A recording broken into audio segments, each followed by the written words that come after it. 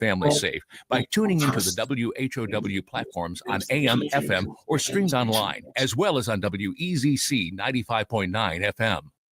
Make this school year their strongest yet. Book your child's back to school or sports physical today at SIU Center for Family Medicine in Lincoln. Keep them healthy, focused, and ready for success.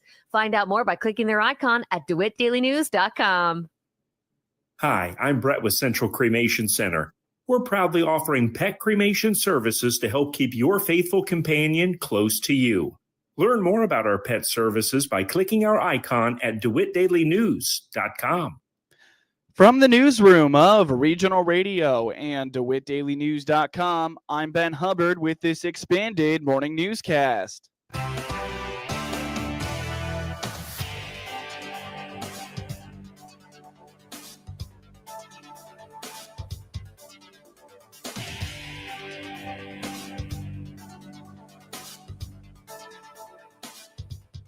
Good morning and thanks for being with us. I'm your host today, Ben Hubbard.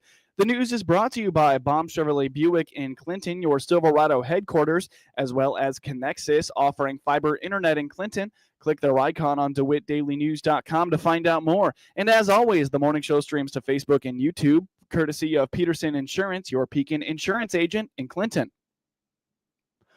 On August 12th, DeWitt County hosted a siting permit hearing for the Prairie Flats Solar Farm, which was ultimately denied. Joe Whitty, DeWitt County Board Chair, explains that after having some more time to review, the county got the chance for a do-over. At the August full board meeting, they had a motion to reconsider the denial of the siting permit for Prairie Flats, and it was approved in a 7-4 vote. We had our first siting hearing, I think it was August 12th, Tuesday. That was for Prairie Flats, just kind of northeast of Clinton. You know, we completed that hearing in one night, heard all the evidence and everybody who wanted to speak in opposition, and we actually came up with a decision that evening, and the siting permit was denied. Last night, then you had a couple items on the agenda, and really what we were doing here was, I think as members of the board, after we came out of our session from August 12th, had some second thoughts. And so what we did last night was we had a couple of motions to reconsider. Essentially what that was doing is those who voted against the application the first time, one of them would have to bring forward a motion to reconsider. And we had a couple who were willing to do that. So yeah, last night was essentially for lack of a better word, to do over the decision, the August 12th hearing for Prairie Flat. So originally it was denied on the 12th. Last night, based on, board members having a little bit more time to digest, we did a motion to reconsider. There was a condition that we originally attached to the permit in August 12th that the applicant felt was problematic. Some of the board members felt maybe didn't comply with the statute. And so we had a motion to reconsider that as well. And ultimately where we landed last night, we were able to take both items back up. Siting permit was approved. So Prairie Flats did get their siting permit. One reservation regarding the solar farm was brought up by board member Patrick Ryan, who was concerned about unregulated parts from adversarial nations like China. He referenced possible cybersecurity issues. However, the board decided to leave those issues to the federal authorities. And the condition that they felt was problematic, that is not attached. Now, again, the condition that we had attached, it's something that we've been discussing. I think Mr. Ryan brought forward the issue, over the last several months about, the cybersecurity issues with inverters. And, you got adversarial nations, Chinese inverters with undocumented devices. That are certainly a cause for concern for the grid. And I think those are very reasonable concerns, right? And they even address those in these hearings, the applicants. But it comes down to, is that really a zoning issue, or is it something for outside of our responsibilities? And as well intentioned as I think those conditions were, I think a lot of board members were split on that, and we're torn. But I think last night where we landed, that we are going to leave that issue to the federal authorities, Department of Energy and Department of Homeland Security and so on, and leave that to them. Our job was to look at it from a siting perspective, and so we did that. And it wasn't unanimous, but we did grant the siting permit last night. Whitty feels that the board did not do their due diligence when it comes to outlining why the siting permit was denied, which could lead to a weak defense were the county to be sued. So that's where I felt we we're potentially going to have some problems is the sighting hearing, as I've even mentioned with Seth. That's the place where the public can present their evidence, and the applicant, it's their job to defend their application, to demonstrate that it complies with the state statute and our local ordinance as well. And then those in opposition can present their evidence, and that's what we're supposed to consider. So where I felt the board maybe didn't do our due diligence was outlining where the application was deficient before we denied it. And so, if that were to be challenged in court, the court's going to go off of that transcript that is, the record that's created during the hearing. And I felt that we had a difficult position to defend because we didn't clearly elaborate where we felt that the application was deficient. So, I think that's part of what was reconsidered last night. Board members had,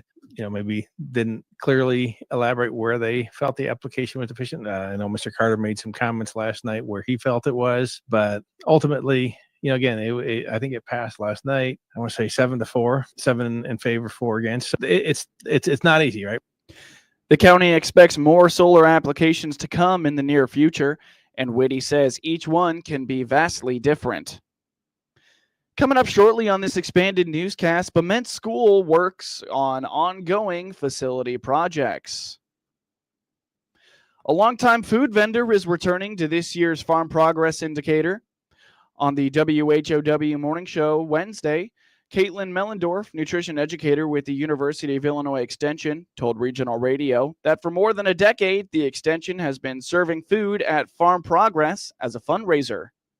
Yeah, so this has been, well, at least as long as I've been here, so more than in this role, so more than a decade have we been one of the food tents at Farm Progress Show. And so for those 3 days of show, we are serving breakfast and lunch, and those monies that we collect as part of the food tent become a fundraiser for our 4-H youth programming. And so those things go into Macon County and provide resources and scholarships and other things that help 4-H youth that want to be members and do projects, and even actually for us staff, if we have special projects that we want to tap into, get some little mini grants, we can do that. And so this is a great thing. So we know that when people come out to the show, it's like a lot of big food events, right? The prices are a lot higher than you might if you just went to a restaurant or a grocery store. But I would like to remind people, it is a fundraiser. It's going to a good cause. And so your sandwich that, is, more than $10, that seems like a lot, and it definitely can be. But we appreciate that you're able to come out, enjoy the show, walk around, see all the equipment, talk to the different vendors, and then come grab a drink and a sandwich and some chips and some other foods to keep you going while you wander through the show. Mellendorf notes that some of the funds go towards special programs from the staff. She says it allows her to host classes or webinars for little or no cost to attendees. So this would be if I have an idea to teach a community class and maybe I don't have the funds available for that. Maybe it's something where I don't want to charge my participants any of that, $10 or $15 or $20 a person to attend the class. I can apply as part of the foundation's grant to get some of that money covered. And so then those folks can enjoy those classes either for free, or I would maybe charge a very low cost in comparison, but they get that full experience of doing a class. So I know a couple of years ago, when we had these scholarships and projects going, I did a healthy snacking class for the health department. So a lot of health department attendees are going to be folks that may not have a lot of resources. And so to charge them is not necessarily something that they might be interested in the topic, but if I'm going to charge them for a class and we're going to do cooking demonstrations and that has cost for me, they may not come. And so this is a way for me to still provide them education, but we can use that money so that they don't have to spend their own money. They can learn and engage with me in the class without having to spend their own money. While the extension does not have much control over the food they serve, Mellendorf highlights their biscuits and gravy, which many Farm Progress participants have come to enjoy. It'll be the same food every day, and a lot of these are set through Farm Progress itself, and so we don't get too much control of the menu, but we have, very much the classics. So it's Illinois, so we have pork burgers, we've got hamburgers, cheeseburgers, and then hot dogs, which, takes me back to my childhood of like, all right, I need to get a hot dog at least once during that because when you put it on the grill, it's something different. And then of course, we're getting into fall, so we'll have apples available, as well as the classic bags of chips and different mixes of drinks, sodas and juices and lemonades.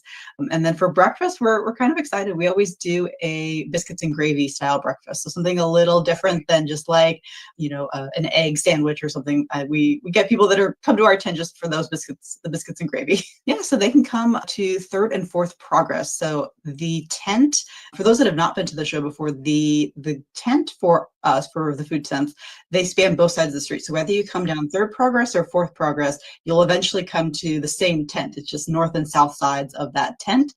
So come by third and fourth progress. And again, we are one of a couple of food vendors on the property. So if you are nowhere near us, if you want to venture to us, well, of course, we're glad to have you. But do know that you don't have to walk all the way to us if you're maybe on the other side of the show. There's other food vendors that are also out there doing the same stuff that we are, right? They're fundraising and they're providing food, and they're there to, promote their organization and the good work that those groups are doing too.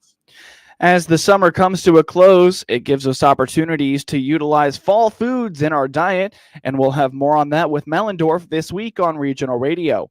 In the meantime, learn more about the extension by visiting extension.illinois.edu/DMP. You're listening to the WHOW Morning Show. Let's take a quick break with a word from our sponsors. Experience the power of better connection with Connexus Fiber Internet. Connexus delivers ultra-fast, reliable speeds to keep you connected at the speed of life. Whether you're working from home, streaming your favorite shows, or gaming with your friends, Connexus has you covered. Say goodbye to buffering and dropped calls and say hello to fiber fast internet. Ready to upgrade your connection? Sign up today by clicking the Connexus icon at DeWittDailyNews.com. Nothing connects us like Connexus. School is right around the corner. Let us help you get to class in style at Baum Chevrolet Buick in Clinton and Farmer City. This is Scott Baum. We have a great savings on the entire Chevy lineup, from the economic Trailblazer and Trax to the upscale Silverado or Tahoe. We have you covered. Our used and certified pre-owned cars are getting straight A's also. This school year, see all our inventory online. Chevrolet, together let's drive. BaumChevyBuick.com, right from the start. News time is 21 minutes after the top of the hour. You're listening to the WHOW Morning Show. Over the summer, Bement schools finished up some major facility updates, but that doesn't mean the work is over. Mary Vogt, Bement School Superintendent, explains that this summer they worked out a plan with the Village of Bement to resurface some of their parking lot. She says they also replaced the roof on parts of the building. All the while, multiple new projects are being approved by the school board. We did. So we actually worked out a partnership with the Village of Bement. They were in the roads surrounding our school. They were doing their annual oil and chip. And so we had some parking areas that were in need of attention. So just through a mutual agreement with them, they helped resurface those parking areas for us, making it a lot safer without the massive potholes there. And then we replaced a roof on our industrial tech building. And then we have an overhang outside of our cafeteria. We replaced the roof on that as well. So those projects are complete. We also have approved air conditioning, gym, a whole new HVAC system in our gym. So our Walsh Gymnasium, it's a beautiful facility, but the gym has never been air conditioned. And so with this day and age, we can't just keep doors propped open and fans running to keep airflow through. So the board did approve that HVAC project, which is going to be starting here soon. And by the end of October, we'll have air conditioning in our gym. And then we also have approved another project that will be complete by the end of October. The football field here in Bement is not at the school. It's a few blocks away, and there's a 1930s field house building out there that right now houses asbestos and wild animals and some equipment that hasn't been used for years. And so we went ahead and have that on our project list to demolish that building. Right now we pay insurance on it, and it doesn't really serve a positive purpose for us. Right. So, even though typically summer is when all of the major projects happen, we're actually going to be continuing some of that work and having it done with the least disruption possible for the school setting. The discussion over installing a new HVAC system in the school's gym has been ongoing for some time now. Vote indicates that the process is not as simple as hiring a contractor to do work on your home. So it's actually something that I think sometimes people just who aren't familiar with how the school system works. It's not like at home where you can call somebody and say, hey, I'd like you to install this new HVAC system. You put it on the schedule, write the check from your checkbook, and then away you go. In the school setting, you have to budget for projects like that and make sure that you're spending the funds out of the appropriate account. And so it was a matter of having a bid process, accepting the bids, and then the board approving to accept those bids, and then the timeline. So one of the major pieces for that project, it's about a 4-week lead time on having it delivered. So the board did approve the project in July. And so that's where now here we are, August.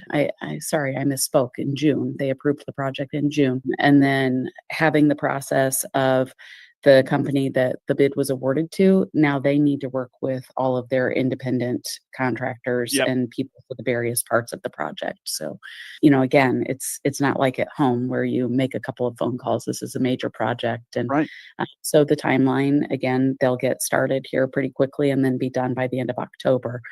I'm excited about that. I'm excited about what that means for our facility use in the future, because we cannot use that gym during the summer. It's unbearable. And so being able to open it up, and again, the partnership with the village and some of the activities for the community as well. Vote states that funding for this project is coming from their Capital Projects Fund, as well as some private donations. She emphasizes that the district has been able to complete projects without increasing taxes to its local residents. In order to complete that project, funding is coming from a few different areas. We do have funds available in our capital projects. Last school year, the 23-24 school year, we actually sold some working cash bonds. So we had money left from that. And then we have going on the board agenda in September for a possible approval is an addition from the gym to our industrial tech building.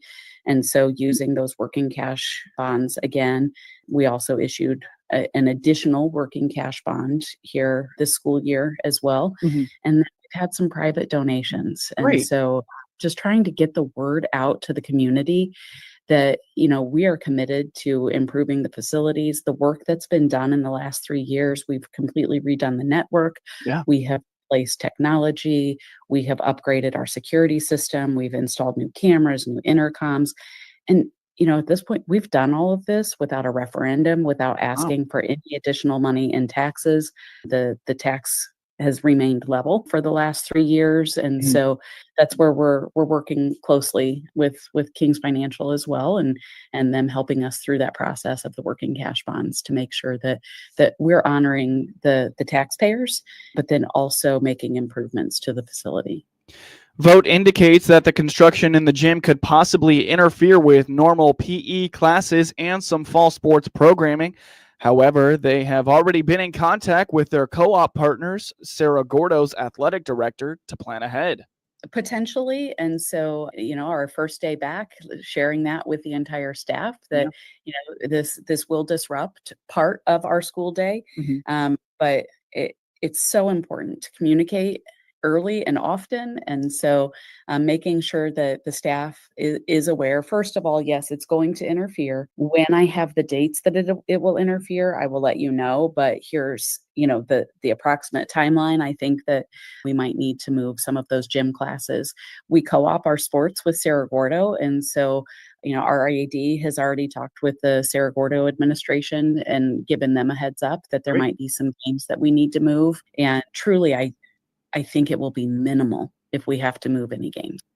When it comes to the potential addition that will prevent students from needing to exit the building between classes, Vote says not only will it be great when it comes to weather, but it's also a safety precaution.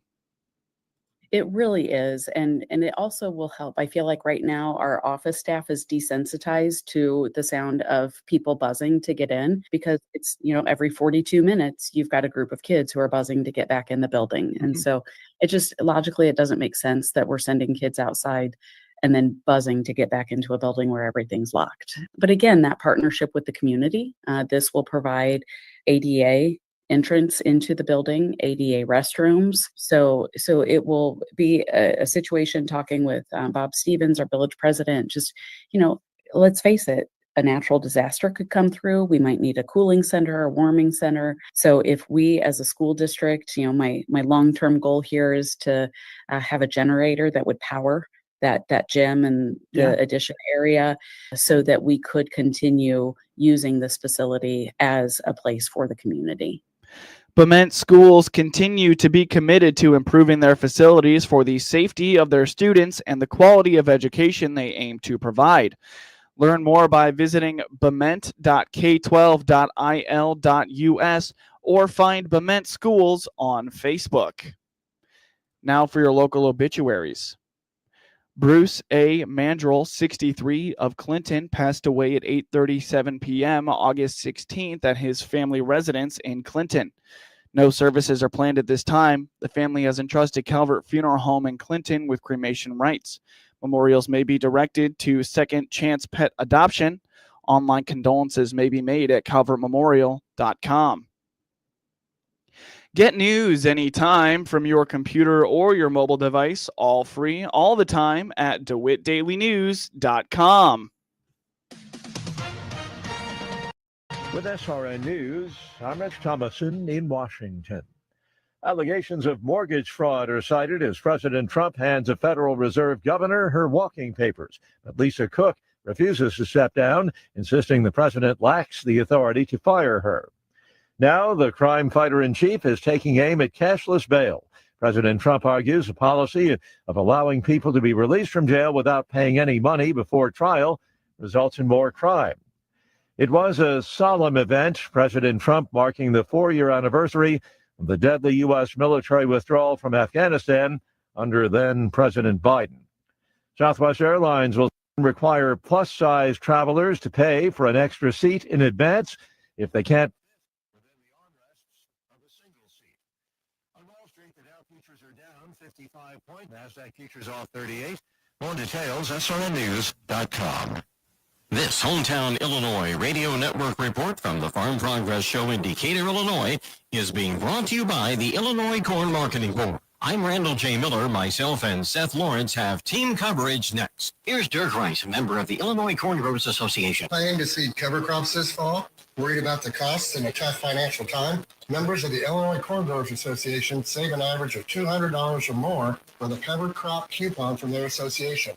Look for your coupon in the mail if you're already a member, or join today for access to your coupon before buying your cover crop seed. Illinois Corn has your seat at the table, representing you when farmer profitability or conservation efforts are discussed. Learn more at ilcorn.org.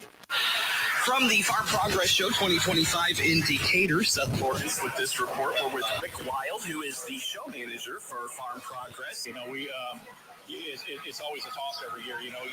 Mother Nature doesn't agree with us, or there's some other obstacles. But in Decatur, we've always had a really good luck with corn. Can't complain at all. No doubt. What are some of the highlights of the show this year, Rick? So the big thing, a couple things that you guys will see is, obviously everybody thinks with the turn down in ag economy, everybody thought we were going to have a show. We're not going to have a show. We're going to have a good show. We got a lot of exhibit fields full. This is my last chance. Gone country. Look at them. Gone country. Back to her roots. She gone country. New kind of stuff. She gone country. Yes, she gone.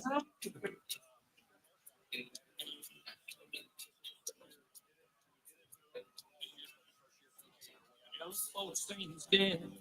He's holding out in the village. He can write songs, speaking out against wealth and rich. He said, I don't believe in money, but a man can make him a killing. Some of that stuff don't sound much different than this.